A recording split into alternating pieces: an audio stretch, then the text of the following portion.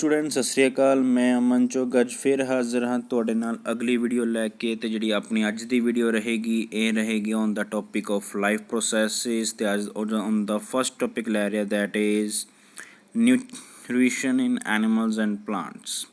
So let's start the video and please request ਹੈ student, ਜੇ ਤੁਹਾਨੂੰ ਵੀਡੀਓ ਵਧੀਆ ਲੱਗੇ ਤੁਹਾਨੂੰ ਲਾਈਕ ਕਰਨਾ, ਸ਼ੇਅਰ ਕਰਨਾ ਨਾ ਭੁੱਲਣਾ। ਤੇ ਜੇ ਤੁਸੀਂ ਸਾਡੇ YouTube ਚੈਨਲ 'ਤੇ ਨਵੇਂ ਹੋ ਤਾਂ ਇਹਨੂੰ ਸਬਸਕ੍ਰਾਈਬ ਕਰਨਾ ਨਾ ਭੁੱਲਿਆ ਜੇ। So let's start. ਆ ਰਿਹਾ which of the following has the longest small intestine. ਇਹਨਾਂ 'ਚੋਂ ਇੱਕ ਇਹੋ ਜਿਹੀ ਆਪਸ਼ਨ ਜਿੰਦੀ ਸਭ ਤੋਂ ਲੰਬੀ ਸਮੋਲ ਇੰਟੈਸਟਾਈਨ ਹੁੰਦੀ ਹੈ। ਮਤਲਬ ਕਿਆ ਹੈ ਇਸਕਾ, ਇਹਦਾ ਮਤਲਬ ਇਹ ਹੈ ਕਿ ਜਿਨ੍ਹਾਂ ਦੀ ਜਿਹੜੀ ਆਂਤੜੀਆਂ ਹੁੰਦੀਆਂ ਉਹ ਸਭ ਤੋਂ ਲੰਬੀਆਂ ਨੇ। ਅਤੇ ਇਹਦਾ ਆਨਸਰ ਹੈਗਾ ਹਰਬੀਵੋਰਸ। ਇਹਦਾ ਆਨਸਰ ਹੈ ਹਰਬੀਵੋਰਸ। ਹੁਣ ਪੇਪਰ 'ਚ ਬੱਚੇ ਪੁੱਛਣਗੇ ਸਰ ਹਰਬੀਵੋਰਸ ਆਇਆ ਤਾਂ ਉਹਦਾ ਕੁਛ ਰੀਜ਼ਨ ਵੀ ਤਾਂ ਹੋਏਗਾ। ਬਿਲਕੁਲ, ਆਪਾਂ ਨੂੰ ਪਤਾ ਹਰਬੀਵੋਰਸ ਇਹੋ ਜਿਹੇ ਐਨੀਮਲਸ ਔਰਗੈਨਿਜ਼ਮ ਨੇ ਜਿਹੜੇ ਪਲਾਂਟਸ ਖਾਂਦੇ ਸਿਰਫ, ਦੈਟ ਇਟ ਓਨਲੀ ਪਲਾਂਟਸ। ਅਤੇ ਪਲਾਂਟਸ ਵਿੱਚ ਕੀ ਹੁੰਦਾ, ਸੈਲੂਲੋਜ਼ ਹੁੰਦਾ। ਪਲਾਂਟਸ ਵਿੱਚ ਕੀ ਹੁੰਦਾ, ਸੈਲੂਲੋਜ਼ ਹੁੰਦਾ। ਆ ਜਿਹੜਾ ਸੈਲੂਲੋਜ਼ ਹੈ ਨਾ, ਇਹਨੂੰ ਹਜਮ ਹੋਣ ਵਾਸਤੇ ਕਾਫੀ ਜ਼ਿਆਦਾ ਟਾਈਮ ਲੱਗਦਾ ਹੈ। ਇਸ ਕਰਕੇ ਹਿਊਮਨਸ ਦੇ ਵਿੱਚ ਇਹ ਚੀਜ਼ ਨਹੀਂ ਹੁੰਦੀ। ਇਸ ਕਰਕੇ ਆਪਾਂ ਜਿਹੜੇ ਪਲਾਂਟਸ ਆ ਉਹ ਐਜ਼ ਇਟ ਇਜ਼ ਨਹੀਂ ਅੰਦਰ ਲੈ ਕੇ ਜਾ ਸਕਦੇ। ਉਹਦਾ ਜਿਹੜਾ ਸੈਲੂਲੋਜ਼ ਉਹ ਹਜਮ ਹੋਣ 'ਤੇ ਕਾਫੀ ਲੱਗਦਾ ਹੈ ਟਾਈਮ। ਇਸ ਕਰਕੇ ਉਹਦੀ ਜਿਹੜੀ ਛੋਟੀ ਆਂਤੜੀ ਕਾਫੀ ਲੰਬੀਆਂ ਹੁੰਦੀਆਂ ਨੇ। ਇਸ ਕਰਕੇ ਹਰਬੀਵੋਰਸ ਇਹਦਾ ਰਾਈਟ ਆਨਸਰ ਹੈ। ਨੈਕਸਟ ਕੁਐਸਚਨ ਤੁਹਾਡੀ ਸਕਰੀਨ 'ਤੇ ਹੈ, that is the process of obtaining food by amoeba. Amoeba ਕਿਸ ਮੈਥਡ ਦੇ ਨਾਲ ਫੂਡ ਨੂੰ ਲੈਂਦਾ ਹੈ?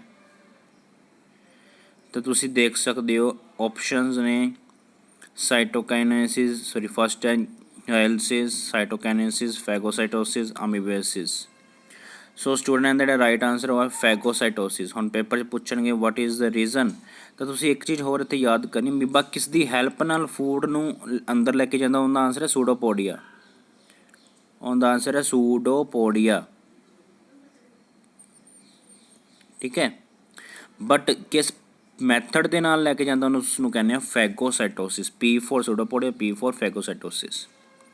ਨੈਕਸਟ ਕੁਐਸਚਨ ਤੁਹਾਡੀ ਸਕਰੀਨ 'ਤੇ ਹੈ, ਦ ਔਰਗੈਨਿਜ਼ਮ ਵਿਚ shows parasitic mode of nutrition. ਦੇਖੋ nutrition are of different types. ਠੀਕ ਹੈ, ਮੋਡਸ ਆਫ ਜਿਹੜੇ ਹੁੰਦੇ ਨੇ ਨਿਊਟ੍ਰੀਸ਼ਨ, ਇੱਕ ਹੁੰਦੇ ਸੈਪਰੋਫਾਈਟਿਕ, ਮਤਲਬ ਜਿਹੜੇ ਔਰਗੈਨਿਜ਼ਮ ਜਿਹੜੇ ਐਕਸਪਾਇਰ ਹੋ ਚੁੱਕੇ ਨੇ, ਜਿਹੜੇ ਰਿਮੇਨਸ ਹੁੰਦੇ ਪਲਾਂਟਸ ਐਂਡ ਐਨੀਮਲਸ ਦੇ, ਉਹਨਾਂ ਤੋਂ ਲੈਂਦੇ ਰੋਟੀ, ਉਹਨੂੰ ਕਹਿੰਦੇ ਸੈਪਰੋਫਾਈਟਸ। ਇੱਕ ਹੁੰਦੇ ਨੇ ਜਿਹੜੇ ਇੱਕ ਲਿਵਿੰਗ ਆਬਜੈਕਟ ਦੇ ਉੱਤੇ, ਲਿਵਿੰਗ ਔਰਗੈਨਿਜ਼ਮ ਦੇ ਉੱਤੇ ਰਹਿ ਕੇ ਉਹਦੇ ਤੋਂ ਫੂਡ ਓਬਟੇਨ ਕਰਦੇ ਆ, ਉਹਨੂੰ ਆਪਾਂ ਕਹਿੰਦੇ ਹਾਂ ਪੈਰਾਸਾਈਟਿਕ। ਅਤੇ ਜਿਹੜੇ ਔਰਗੈਨਿਜ਼ਮ ਕੀ ਨੇ, ਹੋਲੋਜ਼ਿਕ ਤੁਹਾਨੂੰ ਅੱਗੇ ਐਕਸਪਲੇਨ ਕੀਤਾ, ਜਿਹੜੇ ਕੰਪਲੀਟ ਆਪਣੇ ਹਿਊਮਨਸ ਤਰ੍ਹਾਂ ਪਹਿਲੇ ਰੋਟੀ ਲੈਣਗੇ ਕਿਸੇ ਤੋਂ, ਫਿਰ ਹਜਮ ਵਗੈਰਾ ਹੋਏਗੀ। ਠੀਕ ਹੈ, ਇੱਥੇ ਤੁਹਾਡੇ ਕੋਲ ਪੁੱਛਿਆ ਇੱਕ ਇਹੋ ਜਿਹੇ ਔਰਗੈਨਿਜ਼ਮ ਦੀ ਐਗਜ਼ਾਮਪਲ ਦੋ ਵਿਚ shows parasitic mode of nutrition. ਅਤੇ ਇਹਦਾ ਰਾਈਟ ਆਨਸਰ ਆਏਗਾ ਪਲਾਸਮੋਡੀਅਮ। Plasmodium shows parasitic mode of nutrition. Next question. One of the following has saprophytic mode of nutrition. ਇਹਨਾਂ 'ਚੋਂ ਇੱਕ ਹੈਗਾ ਜਿਹਦੀ saprophytic mode of nutrition ਹੈ, ਉਹ ਹੈ mushrooms. Mushroom is the right answer. So it act on the remains of plants and animals. ਉੱਥੋਂ ਹੀ ਰੋਟੀ ਲੈਂਦਾ ਹੈ ਮਸ਼ਰੂਮ। ਨੈਕਸਟ ਕੁਐਸਚਨ ਹੈ, the length of small intestine in human adult is about dash. Human adult ਦੇ ਵਿੱਚ small ਜਿਹੜੀ ਛੋਟੀ ਆਂਤੜੀ ਹੈ ਉਹਦੀ ਲੈਂਥ ਕਿੰਨੀ ਹੁੰਦੀ ਹੈ? ਹਾਲਾਂਕਿ ਇਹ ਲੈਂਥ ਸਭ ਤੋਂ ਲੰਬੀ ਹੈ, but as compare to herbivores ਇਹ ਕਾਫੀ ਛੋਟੀ ਹੈ। ਤਾਂ ਇਹਦਾ ਆਨਸਰ ਰਾਈਟ ਆਨਸਰ ਹੈ ਆਪਸ਼ਨ ਨੰਬਰ ਡੀ 6.5। ਠੀਕ ਹੈ, ਜਿਹੜੀ ਐਵੇਂ ਦੀ ਆਂਤੜੀਆਂ ਹੁੰਦੀਆਂ ਅੰਦਰ ਆਪਣੇ, ਉਹ ਕੀ ਨੇ 6.5 ਮੀਟਰ ਲੰਬੀ ਹੈ। ਠੀਕ ਹੈ, ਹੁਣ ਇੱਕ ਚੀਜ਼ ਹੋਰ ਆਉਂਦੀ, which one of the following is the largest ਜਾਂ ਲੌਂਗੈਸਟ ਪਾਰਟ ਹੈ ਕਿਸ ਚੀਜ਼ ਦਾ? ਐਲੀਮੈਂਟਰੀ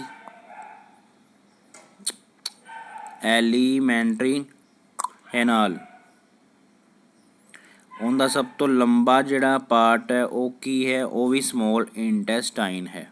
ਠੀਕ ਹੈ, ਹੁਣ ਪੇਪਰ 'ਚ ਆਉਂਦਾ ਵਟ ਇਜ਼ ਐਲੀਮੈਂਟਰੀ ਕੈਨਾਲ, ਤਾਂ ਆਪਾਂ ਤੁਸੀਂ ਵੇਖ ਸਕਦੇ ਹੋ ਮਾਊਥ ਤੋਂ ਲੈ ਕੇ ਜਦੋਂ ਤੱਕ ਹਜਮ ਨਹੀਂ ਹੁੰਦਾ ਉਹ ਸਾਰੀ ਜਿਹੜੀ ਵੀ ਆਉਂਦੀ ਚੀਜ਼ ਉਹਨੂੰ ਕਹਿੰਦੇ ਹਾਂ ਐਲੀਮੈਂਟਰੀ ਕੈਨਾਲ ਆਪਾਂ ਕਹਿ ਦਿੰਦੇ ਹਾਂ।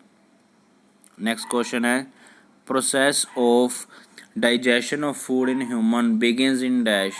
ਅਤੇ ਇਹਦਾ ਸਿੰਪਲ ਜਿਹਾ ਆਨਸਰ ਹੈ, ਜਿਹੜਾ ਹਜਮ ਹੋਣ ਦਾ ਪ੍ਰੋਸੈਸ ਹੈ ਫੂਡ ਦਾ, ਉਹ ਹਿਊਮਨ ਕਿੱਥੇ ਸਟਾਰਟ ਹੋ ਜਾਂਦਾ ਹੈ?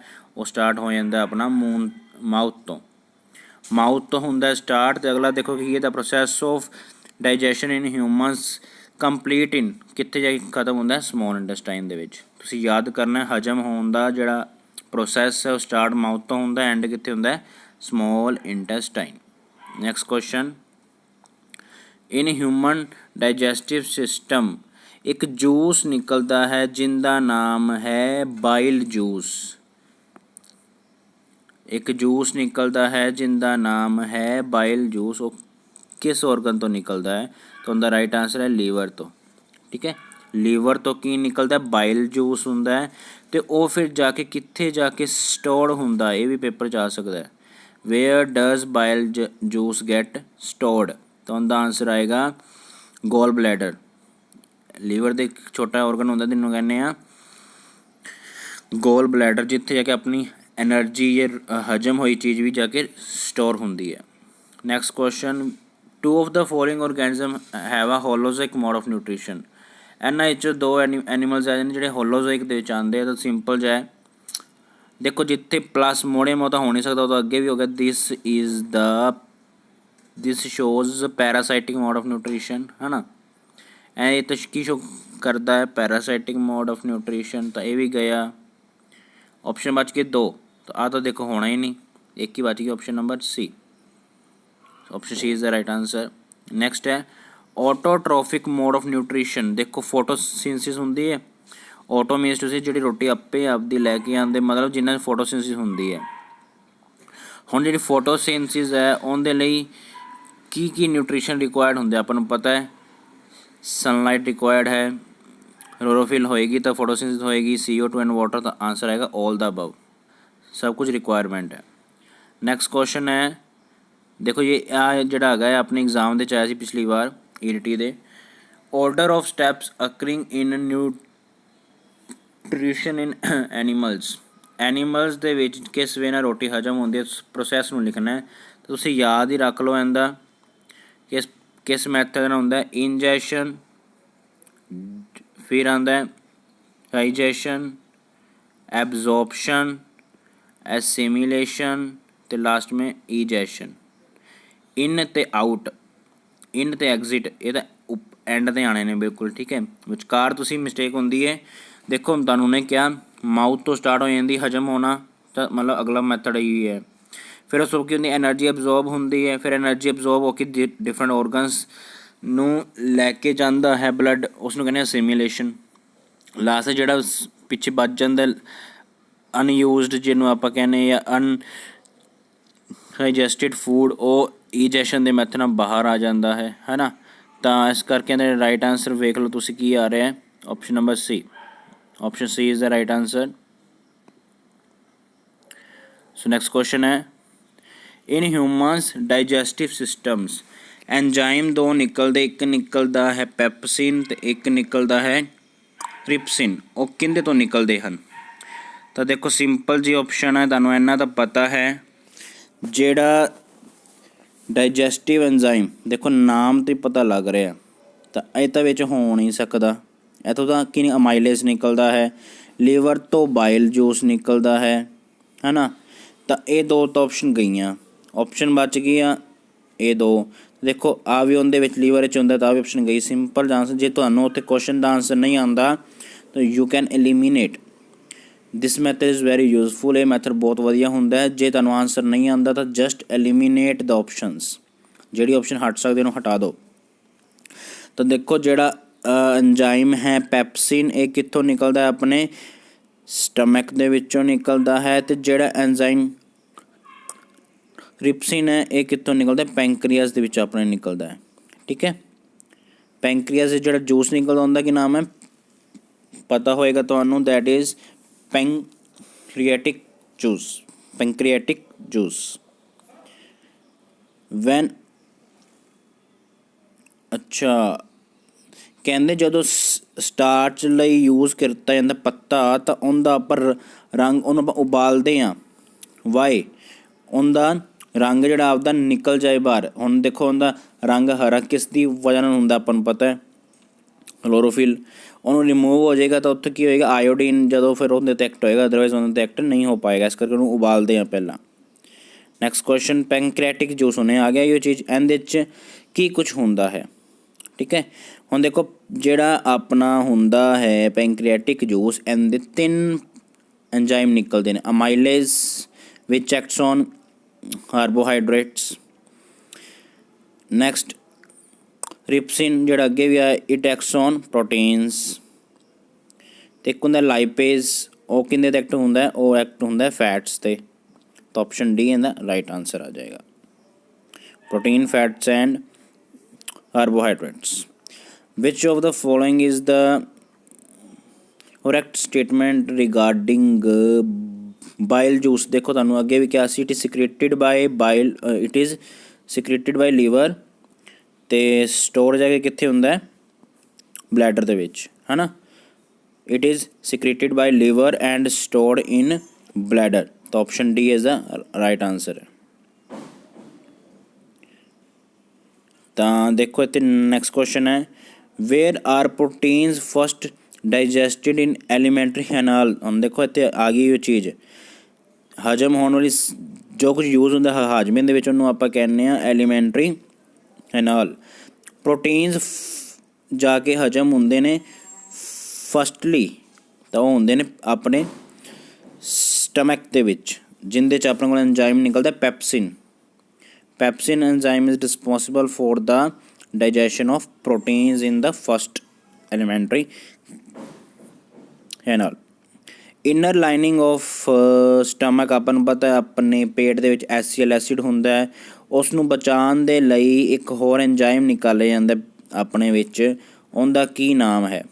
ਉਹਦਾ ਨਾਮ ਹੈ ਆਪਣੇ ਕੋਲ mucus. Mucus protects the inner lining of the stomach from the HCl, ताकि उनकी रिएक्शन ना हो सके। Next question which part of alimentary canal receive bile from the liver? देखो ਜਿਹੜਾ ਆਪਣਾ ਲੀਵਰ ਦੇ ਵਿੱਚੋਂ ਬਾਇਲ ਜੂਸ ਨਿਕਲਦਾ ਹੈ ਉਹ ਅੱਗੇ ਕਿੱਥੇ ਜਾਊਗਾ? ਸਿੰਪਲ ਚੀਜ਼ ਹੈ, ਅੱਗੇ ਕਿੱਥੇ ਜਾਊਗਾ? ਆਪਣੇ ਸਮੋਲ ਇੰਟੈਸਟਾਈਨ ਦੇ ਵਿੱਚ। ਓਸਫੇਗਸ ਤੋਂ ਉੱਤੇ ਰਹਿ ਗਿਆ ਤੇ ਸਟਮਕ ਵੀ ਉੱਪਰ ਰਹਿ ਗਿਆ, ਤਾਂ ਵਾਪਸ ਤਾਂ ਜਾਂਦੀ ਨਹੀਂ ਰੋਟੀ ਹਜਮ ਹੋਈ, ਤਾਂ ਅੱਗੇ ਆਓਗੇ, ਅੱਗੇ ਕਿਹੜਾ ਆਉਂਦਾ? ਸਮੋਲ ਇੰਟੈਸਟਾਈਨ, ਫਿਰ ਆਉਂਦੀ large intestine. Option B right answer ਹੈ। ਨੈਕਸਟ ਕੁਐਸਚਨ ਹੈ which of the following component of our food is digestive by an enzyme which is present in saliva as well as pancreatic juice. ਇਹੋ ਜਿਹਾ component food ਦਾ ਇਹਨਾਂ 'ਚ option ਇੱਕ ਹੈਗੀ ਹੈ ਜਿਹੜਾ ਆਪਣਾ ਹਜਮ ਹੁੰਦਾ ਹੈ, ਜਿਹੜਾ ਆਪਣੇ ਮੂੰਹ ਦੇ ਵਿੱਚ ਵੀ ਹਜ਼ਮ ਹੋ ਜਾਂਦਾ, ਅਤੇ ਫਿਰ ਜਦੋਂ ਉਹ ਐਂਟਰ ਕਰਦਾ ਪੈਂਕਰੀਆਸ ਦੇ ਵਿੱਚ, ਉੱਥੇ ਵੀ ਯੂਜ਼ ਹੋ ਜਾਂਦਾ। ਇਹ ਤੁਹਾਨੂੰ ਅੱਗੇ ਵੀ ਕਿਹਾ ਸੀ ਮੈਂ ਹੁਣੇ, ਆਪਣੇ ਮੂੰਹ ਦੇ ਵਿੱਚ ਕੀ ਨੇ, ਇੱਕ ਐਂਜ਼ਾਈਮ ਨਿਕਲਦਾ ਬਾਏ ਸਲਾਈਵਰੀ ਗਲੈਂਡਸ, ਜਿਹਦਾ ਨਾਮ ਹੈ ਅਮਾਈਲੇਜ਼।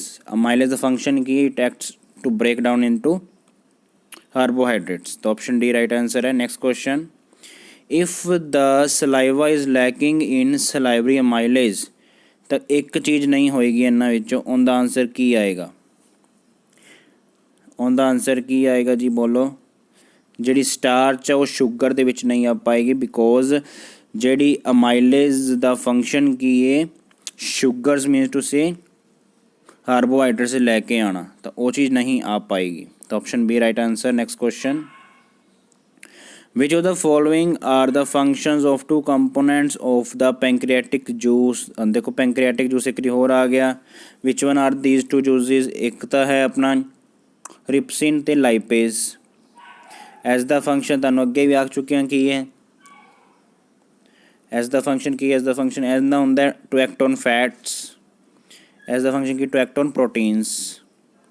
प्रोटीन्स एंड फैट्स वेख लो कितने ऑप्शन है, मेरे ख्याल डी ऑप्शन आ रही है, तो D is the right answer है। ठीक है जी, D is the right answer. The oxygen liberated during photosynthesis by green plants, वो कितों निकलती है? देखो अपन पता है फोटोसिंथेसिस की जी रिएक्शन की होंगी है, होंगी है CO2 plus H2O in the presence of sunlight and chlorophyll, glucose plus oxygen.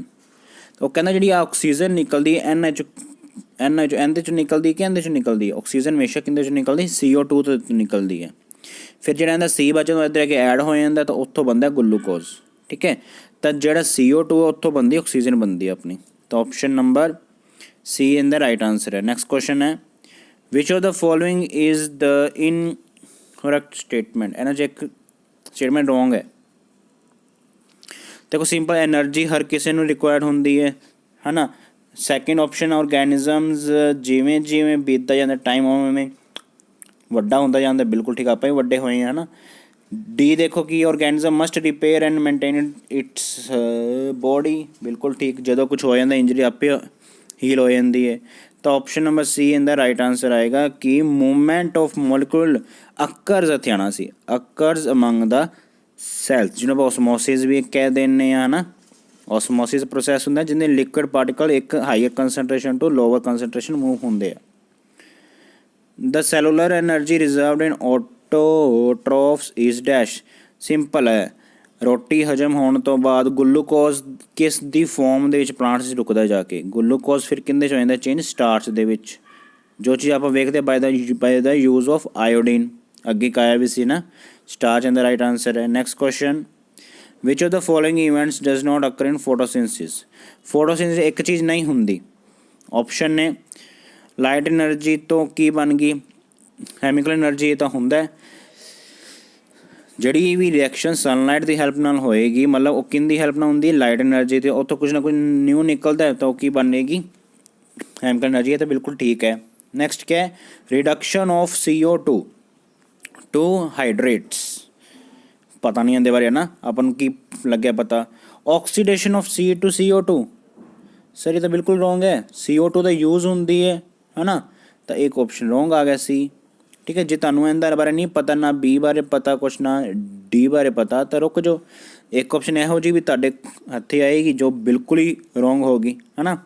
ਤਾਂ ਆਪਸ਼ਨ ਨੰਬਰ ਸੀ ਇੱਥੇ right answer. Next question opening and closing of stomatal ਦੇ ਉੱਤੇ ਜੇ ਦੇਖੋ ਲੀਵਸ ਦੇ ਉੱਤੇ ਕੀ ਹੁੰਦੇ ਨੇ ਆਪਣੇ ਕੋਲ, ਸਟੋਮੈਟਾ ਹੁੰਦਾ ਲੀਵਸ 'ਤੇ, ਹੈ ਨਾ।